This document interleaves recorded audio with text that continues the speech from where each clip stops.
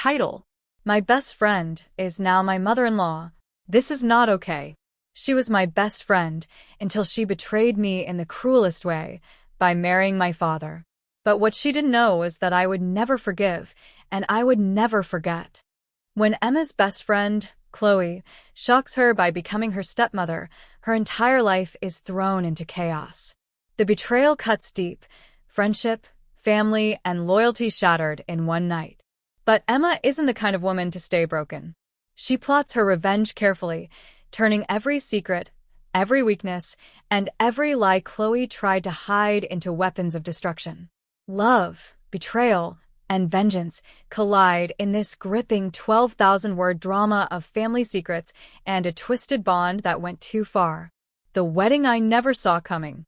The scent of roses filled the air, heavy and intoxicating, almost suffocating in the grand ballroom of the Madison Hotel. Crystal chandeliers shimmered above the sea of guests, their lights dancing across sequined gowns and polished shoes. I stood frozen near the aisle, my bouquet trembling in my hands. My heart hammered in my chest so loudly, I swore the violinists could hear it over their music. I had known this day was coming. My father had told me he was getting remarried, but nothing in this world could have prepared me for who was waiting at the end of that aisle. Her. Chloe. My best friend. My ride or die since middle school. The girl who used to share her fries with me at lunch when I had no money. The girl who knew every one of my secrets, every one of my heartbreaks, every detail about my family, including how fragile my father was after my mother died. And now she was wearing a wedding dress. My father's bride. My throat constricted, and for a moment, I couldn't breathe. I felt the bouquet slip slightly in my sweaty palms. Guests leaned in to whisper, catching on to my frozen horror, but none of them mattered. My eyes were locked on Chloe. She looked radiant in white satin, her veil cascading like a river of silk down her shoulders. Her lips curved into the sweetest smile, one I had seen 1,000 times in bathroom mirrors when we were teenagers, trying on makeup we couldn't afford. But now that smile cut like glass. When her eyes finally found mine, she didn't flinch. She didn't blush with guilt. No. She held my stare, steady and smug, like she knew she had won something. Something that was mine. My father, Thomas Morgan, stood at the altar, dapper in a tailored navy suit, his salt and pepper hair slicked back, his proud smile glowing like a man 20 years younger. He looked happier than I had seen him in a decade. He looked in love. And I wanted to scream. The priest's voice boomed through the microphone. We are gathered here today to celebrate the union of Thomas Morgan and Chloe. The name echoed in my skull. My best friend's name tied with my father's forever in the same sentence. I felt a bitter laugh rise in my throat, but I bit it back. This couldn't be real. I remembered the first time I introduced Chloe to my dad. It was my 17th birthday. We were sitting in my living room, eating ice cream straight from the tub, when Dad came home from work. Chloe had flashed her perfect smile and said, "Mr. Morgan, you're even younger looking than Emma described." I thought nothing of it at the time. The compliments came easy to her. She was charming, too charming. But now, looking back, I realized she had been planting seeds all along. My fists clenched around the bouquet until the stem snapped. I tried to swallow the storm inside me, but memories flooded in. The sleepovers, the whispered promises of being bridesmaids at each other's weddings, the vows that nothing could come between us. And here she was, not only betraying me, but stealing the one person in my life I thought I could count on. The violinist swelled into a crescendo, the guests stood, and Chloe began her walk down the aisle. Her arm linked with her father's, her gown sweeping the floor like a wave of betrayal. Every step she took toward my father felt like a knife digging deeper into my chest. I wanted to rush forward, grab her by the veil, and rip it off her smug little face. I wanted to shout the truth, that she was no innocent bride, that she was a snake in white satin. But I stayed frozen, because this wasn't the place. Not Y-E-T.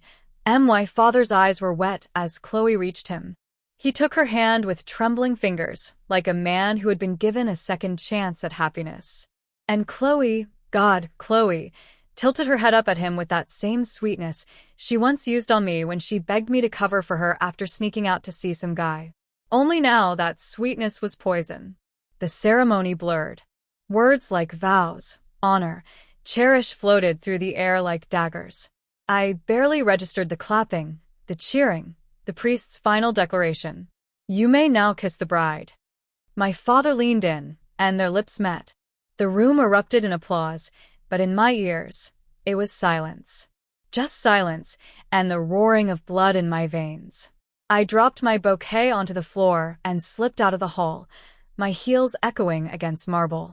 My chest heaved with ragged breaths as I pushed through the double doors and into the empty corridor. The truth clawed its way up my throat. My best friend was now my mother-in-law. And this was not okay. I pressed my palms against the cold wall, tears burning in my eyes but never falling. No. I wouldn't cry. Crying was weakness, and weakness was what Chloe wanted. She wanted me to break, to crumble, to accept her as queen of my family. But if Chloe thought she had won, she was dead wrong. I straightened, forcing the tremor out of my body. A smile tugged at my lips, not of joy, but of something darker. Because as I stared at the ballroom doors, I knew one thing with crystal clarity. This wasn't the end of the story. It was only the beginning of Chloe's downfall. And I would be the one to bring her down. A friendship buried in lies. The night after the wedding, I couldn't sleep. I lay in my bed staring at the ceiling fan spinning lazily, listening to the hum as if it were mocking me. Every time I closed my eyes, I saw Chloe in that white dress, smiling at my father, her lips brushing his. It wasn't just the betrayal of the wedding. I turned onto my side the betrayal of and let years. myself remember. Chloe and I met in the 8th grade. I was the shy girl with hand-me-down clothes, and she was the bright spark everyone noticed the second she walked into a room. She wasn't rich, her family was middle class just like mine, but she had a kind of confidence that made people gravitate toward her. I'll never forget the day she sat beside me in the cafeteria. You always sit alone, she'd said, plopping her tray down across from mine. That's sad. Now you don't. I had laughed nervously, surprised someone as outgoing as Chloe would notice me. That was the start. Soon, we were inseparable. Sleepovers, inside jokes, whispered secrets under blankets with flashlights. It was everything a teenage friendship was supposed to be. At least, I thought so. But looking back now, with the clarity betrayal gives you, I realized Chloe always had a way of making everything about her. When I got a lead role in the school play, she volunteered to help with costumes and somehow made herself the center of the backstage buzz. When I got into my first relationship, she was suddenly best friends with my boyfriend, texting him memes and showing up uninvited to our hangouts. At the time, I brushed it off. I told myself, that's just Chloe. She's friendly, she's charming, she means well. But now? Now I knew better. The signs had been there. The red flags waving right in my face. I was just too blinded by loyalty to see them. I pushed myself up in bed and pulled an old shoebox from under the dresser. Inside were scraps of our childhood, photos, letters, doodles. Proof of a friendship I thought would last forever. On top was a Polaroid of us at 15. My arms slung around Chloe's shoulders, her cheek pressed to mine. We were both grinning, wearing ridiculous glittery tiaras from the dollar store. On the back, she had written in her loopy handwriting, "Best friends forever. No man, no fight, no distance will ever come between us." The irony made me choke on my own breath. I flipped through more birthday cards, sleepover selfies, even a note she passed me in 10th grade math that read, "Promise me we'll be in each other's weddings. Pinkies swear." I had kept them all. Every memory. Every promise. And she had destroyed it in one day. The worst part was realizing she must have been planning this for years. The way she lingered at my house. The way she always charmed my dad. How she'd giggle at his dad jokes, encourage him to tell stories from his college days, even insist he sit with us when we had movie nights. I thought it was sweet. I thought she was just being kind. But now I knew she was laying the foundation for this betrayal all along. Anger surged through me, hot and sharp, almost unbearable. My nails dug into my palms until I felt the sting of blood. I whispered into the darkness of my room, "You think you outsmarted me, Chloe, but you're wrong." Because Chloe didn't know one thing about me, one truth I had learned after losing my mom, after picking myself up from heartbreaks, after fighting for everything I ever had. I don't stay broken. I rebuild. And I make damn sure the people who shatter me regret ever trying. I shoved the shoebox back under the dresser and wiped my eyes. For the first time since the wedding, a calm settled over me. Not peace, but purpose. Chloe may have stolen my father. She may have poisoned our friendship. But she had underestimated me. And soon, she would learn that betraying me was the biggest mistake of her life. My father's blind love. The morning after the wedding, sunlight spilled through the blinds in streaks of gold. It should have been a new beginning for my father, a fresh chapter in his life. But for me, it felt like the closing of a coffin lid. I sat at the kitchen table, a mug of coffee going cold between my hands. My father walked in humming, of all things, humming, as though life had never been sweeter. He wore his favorite blue polo, and his face was lit with the kind of glow I hadn't seen in years. "Morning, sweetheart," he said cheerfully, grabbing the orange juice from the fridge. "How'd you sleep?" I bit back the first words that came to my tongue. "Not well, considering you married my best friend." Instead, I forced a flat, "Fine." He didn't notice the bite in my tone. Or maybe he refused to. He poured himself juice, humming again, like some lovesick teenager. "Your stepmom is still sleeping," he added, and the word stepmom hit me like a slap. My jaw tightened. "She danced half the night. Didn't she look beautiful?" I set the mug down harder than I meant to, the ceramic clinking against the table. "Dad, she's not beautiful. She's manipulative." He froze mid-sip. His eyes narrowed just slightly. "Emma," his voice held a warning, like when I was a kid and he caught me sneaking cookies before dinner. "No," I said firmly, my voice shaking but strong. "You don't see it, but she's using you. She doesn't love you, Dad. She's after your money, your house, your security. She doesn't care about you." His expression shifted, the glow dimming, replaced by something harder. He set his glass down with a controlled calm that made my skin prickle. "I know you're struggling with the changes," he said slowly.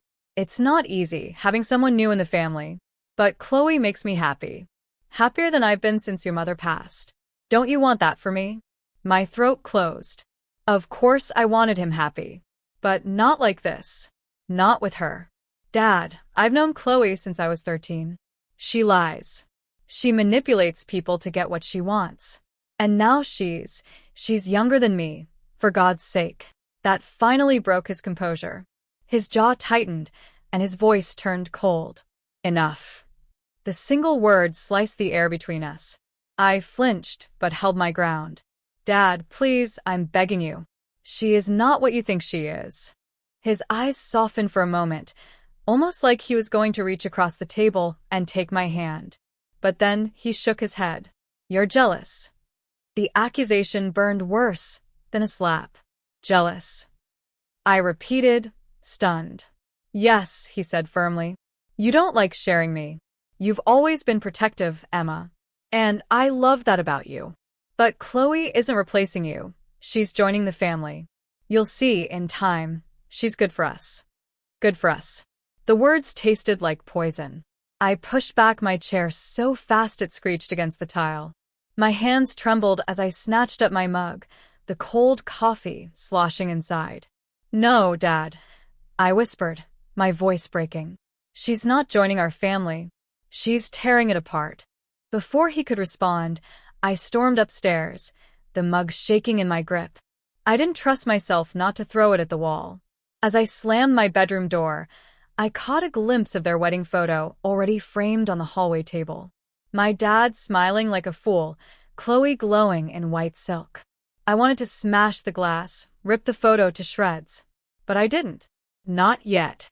I collapsed onto my bed, the fury boiling under my skin. My father was blind.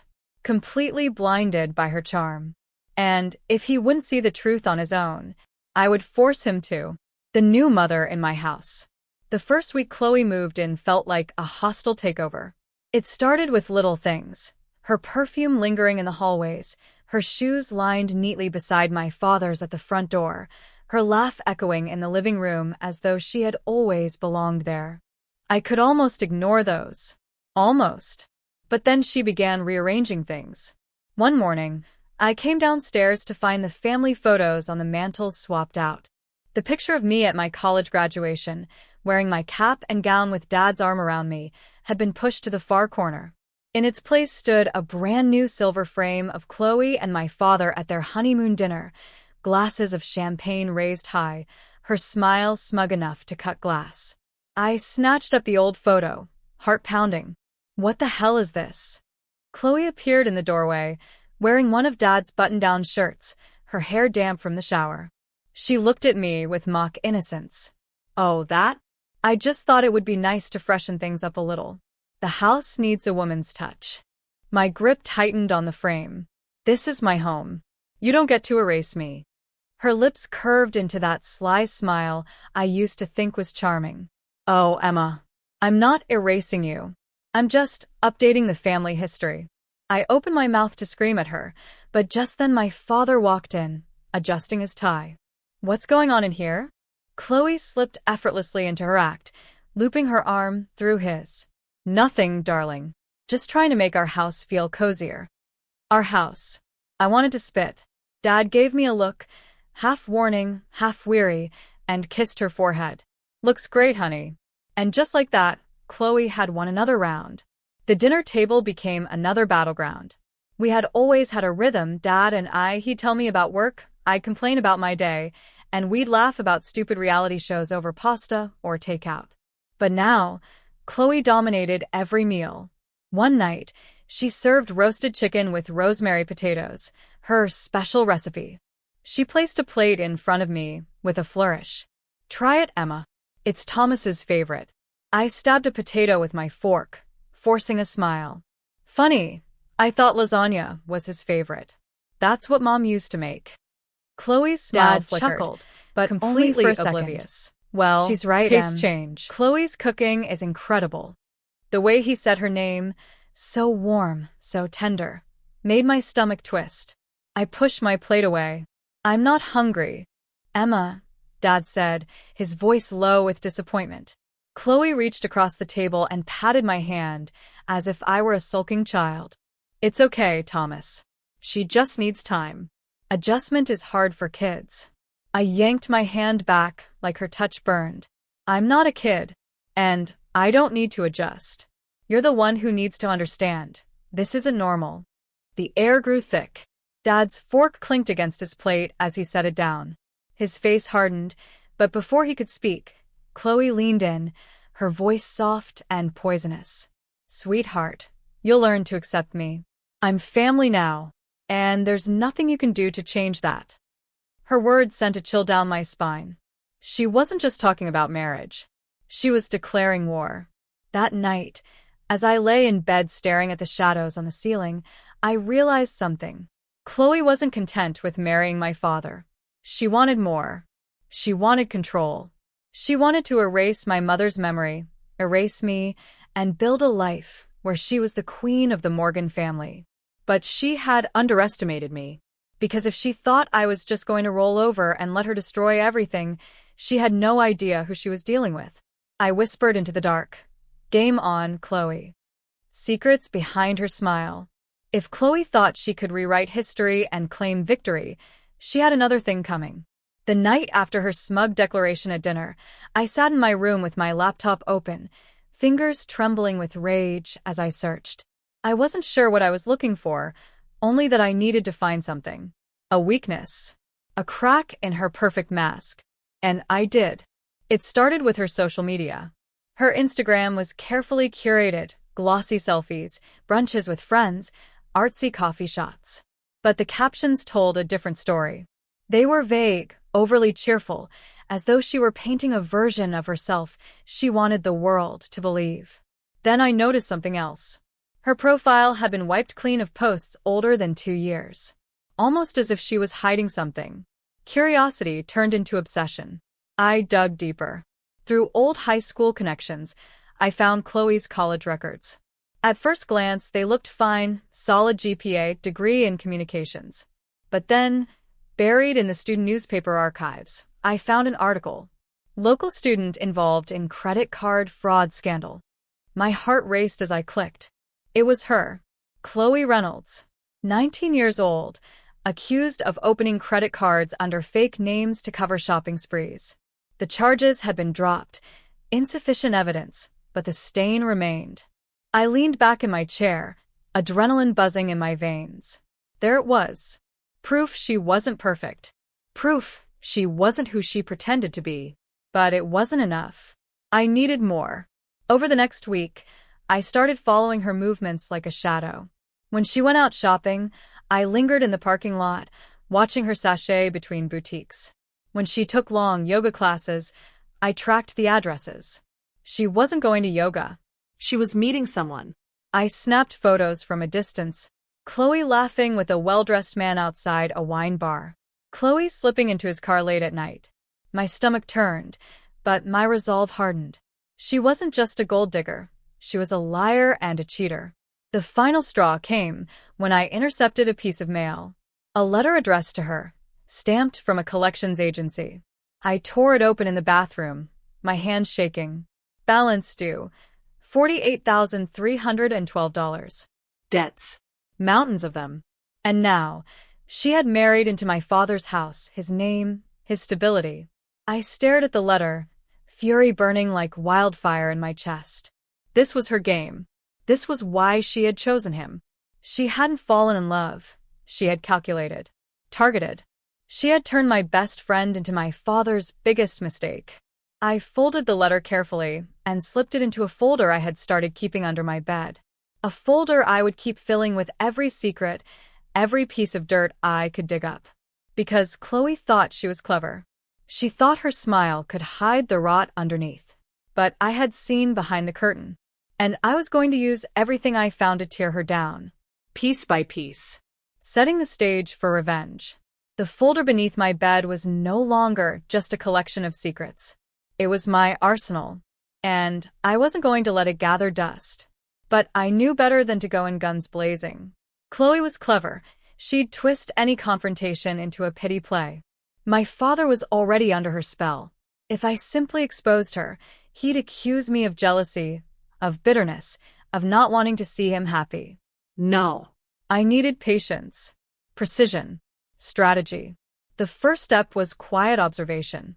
I made sure to stay pleasant at family dinners, nodding when Chloe talked, smiling when she bragged about her work projects. She thought she had me fooled. That was her first mistake.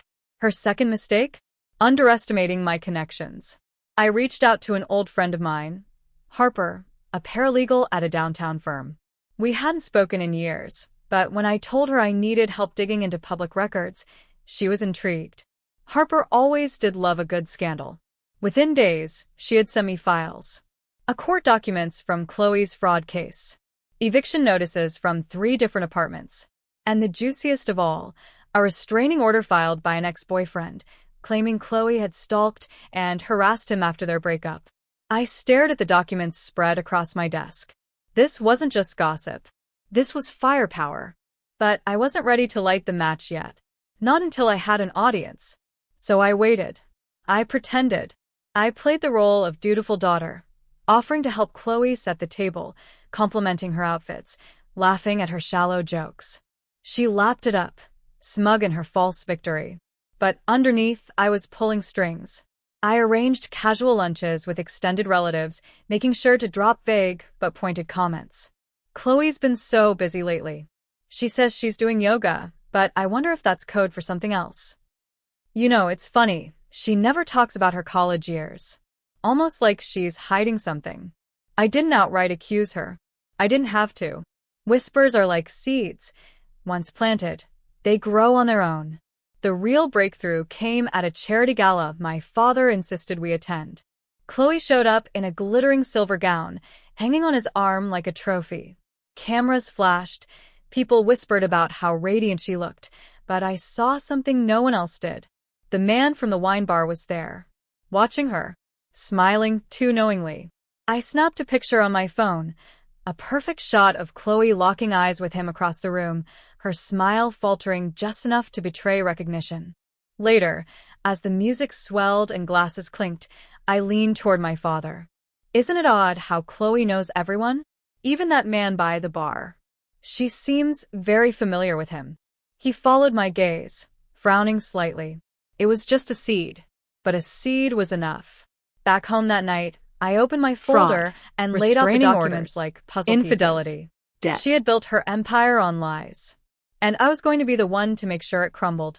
The stage was set. All that was left was the performance. The cracks began to show. It didn't take long. The whispers I'd planted started to echo back to me in fragments. A cousin mentioned Chloe's mysterious college days at brunch.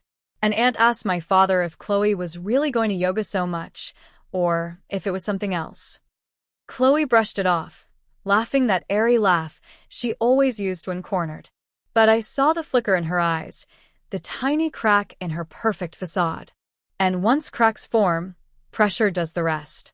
The first real fracture came on a Wednesday evening. I was in the kitchen pouring tea when I heard voices from the living room. I don't know why people keep asking me about my past, David. Chloe's voice was sharp, defensive. It's like they're obsessed with digging into things that don't matter. My father sighed, his tone weary. Chloe, maybe it wouldn't hurt to be more open. If there's nothing to hide, then. Nothing to hide? She snapped too quickly. I've already told you everything you need to know. I smirked into my teacup. No, Chloe. You've told him what you wanted him to know. And I was about to make sure he learned the rest. Her temper only worsened as the days went by. She became jumpy when the mail arrived, snatching envelopes before anyone else could see. She started locking her phone with a new passcode, clutching it to her chest when notifications buzzed. Even her yoga classes became sloppy cover stories. One evening, she came home smelling of expensive cologne, not the floral, airy scents of yoga mats and essential oils, but the sharp musk of a man. I didn't confront her. I didn't have to.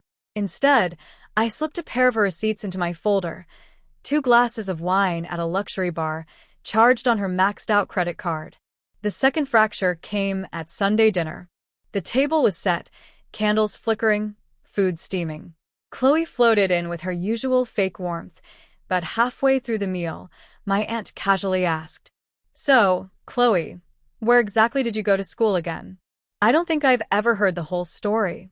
The question was innocent on the surface, but the way Chloe froze, fork halfway to her mouth, said everything. "Oh, just a small college," she said with forced brightness. "Nothing fancy." "Funny," my aunt replied, tilting her head. "I thought I read something about a credit card situation there. Some sort of scandal? But I'm sure I'm misremembering." The silence that followed was sharp enough to cut glass. My father frowned, his eyes narrowing as he looked at Chloe. Her smile faltered, just for a second, but it was enough. That night, I caught her in the bathroom, gripping the sink with white knuckles, her mascara smudged. She stared at her reflection like it was mocking her. "Perfect, Chloe," I whispered under my breath as I passed the door. "Not so perfect anymore." She didn't hear me. Or maybe she did. Either way, the cracks were spreading. And soon, the whole mask would shatter. The trap is set. By now, Chloe was unraveling. She snapped at waiters. She bristled at questions. She hovered near my father like a guard dog, terrified someone would whisper in his ear. Every day she became a little more brittle, a little less composed. And that was exactly what I wanted. It was time to stop letting cracks spread on their own. It was time to take a hammer to the mask. The opportunity came faster than I expected. My father was hosting a networking dinner at the house, a gathering of business partners, investors, and family friends. Chloe, of course, was in her element, playing the role of gracious hostess in a crimson dress, her smile painted on like armor. But I had been planning for this. I slipped into her office earlier that day, where she kept a small filing cabinet. She wasn't as careful as she thought. Behind receipts and fashion magazines, I found what I needed. Past due notices, collection threats, and a handwritten note from that same man I'd seen her with. Same time tomorrow? Can't wait to see you again. I scanned them quickly with my phone and slid them back exactly where I found them.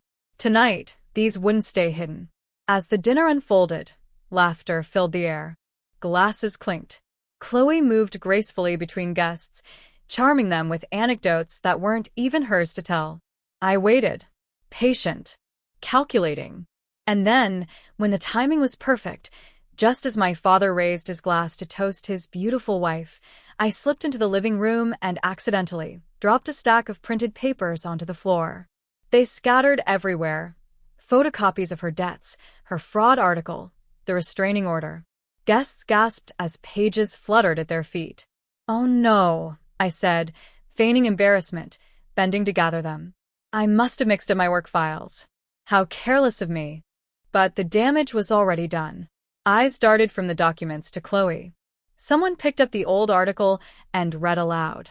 Local student involved in credit card fraud scandal? The room fell silent. My father's face paled. Chloe's wine glass slipped from her fingers, shattering against the hardwood floor. It's not what it looks like," she stammered, her voice trembling. But the guests weren't listening. Whispers rippled through the room like wildfire. Fraud. Debts. Wasn't she at yoga? Chloe's perfect hostess act was in flames, and I was the one holding the match. Later that night, after everyone had left and the house was filled with the echo of broken glass and broken trust, I heard my father's voice. "How could you not tell me, Chloe?" His tone was cold, sharper than I'd ever heard. She tried to plead, to twist the story, but her mask was gone. And I smiled in the dark hallway, the folder still tucked under my arm. The trap had been set, and Chloe had walked right into it. The fallout. The house felt different after the dinner party. Gone was the laughter that usually clung to the walls. Instead, silence hung heavy, broken only by the occasional slam of a door or muffled voices behind closed rooms. Chloe tried to act like nothing had happened. The morning after, she floated into the kitchen in a silk robe, hair styled, a bright smile pasted on. But her eyes betrayed her, bloodshot, restless, darting like a cornered animal. "Good morning," she chirped, too high-pitched. "Sleep well?" My father didn't even look up from his coffee. "We need to talk." Her smile faltered. They argued for hours behind the closed office door. His voice low and furious, hers shrill and desperate. I caught fragments as I passed by. "Lied to me. It was years ago. It doesn't matter. Debts, Chloe. Debts." When she finally stormed out, her face was streaked with mascara, her hands shaking. She brushed past me in the hall without a word, slamming the bedroom door so hard a picture frame rattled on the wall. I stood there, calm, steady. Watching her crumble was like watching a house of cards collapse in slow motion. But Chloe wasn't giving up without a fight. She doubled down on charm, calling relatives to clear the air.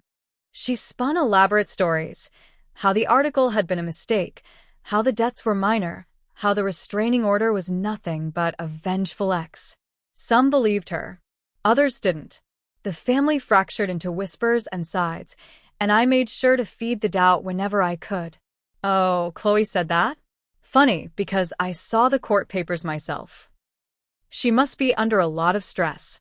I can't imagine hiding so much. Whispers don't fade, they grow. The real blow came a week later. My father came home earlier than expected. Chloe wasn't ready. She was in the driveway. Not alone. That man, the one from the wine bar, was there. His hand lingered too long on her arm. Their heads leaned too close together. And my father saw everything. I watched from the window as his face hardened, as Chloe's eyes went wide with panic. She rushed to him, words tumbling, excuses forming. But he brushed her off and walked inside, leaving her stranded in the driveway with her lies. When he entered the house, his hands were fists at his sides. "Emma," he said tightly, "show me the folder." My heart raced, but I kept my face calm as I slid the bulging folder across the table. For the first time, he didn't defend her. He didn't accuse me of jealousy. He just opened it and read. Page by page, the illusion of Chloe dissolved before his eyes. When he finished, he closed the folder slowly, exhaling like a man who'd been punched. "She's ruined me," he muttered.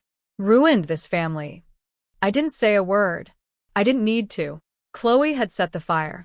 I had simply handed my father the match. That night, the shouting shook the walls. Accusations. Please. Doors slamming. By morning, Chloe was gone. Her clothes hastily stuffed into suitcases, her jewelry box missing from the dresser. But she didn't leave quietly. On the dining table, scrawled across a torn sheet of paper, she left a note. "You'll regret this. Both of you." I held it in my hands, my pulse steady. For the first time in weeks, I felt a calm settle over me. The fallout had scorched everything, but I was still standing. And Chloe? She was ashes. The last word. For a few days after Chloe left, the house was eerily quiet. My father threw himself into work, his face drawn, his voice tired. The mess she left behind, debts, broken trust, whispers in the family, clung to him like smoke after a fire. But I wasn't fooled. Chloe wasn't gone. Not really. She was the type who would claw until her nails bled. And she proved me right. It started with texts. My phone buzzed late at night with messages from an unknown number. "You think you've won." He'll come crawling back to me. "I know things about you, Emma."